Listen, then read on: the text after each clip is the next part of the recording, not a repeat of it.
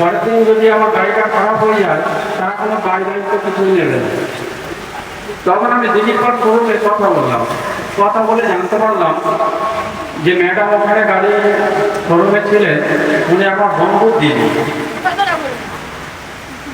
এইবার আমি ওখান থেকে গাড়িটা সেই দিনই ক্যাশ কাটাতে নিয়ে গেলাম। যাক আমি জানাতে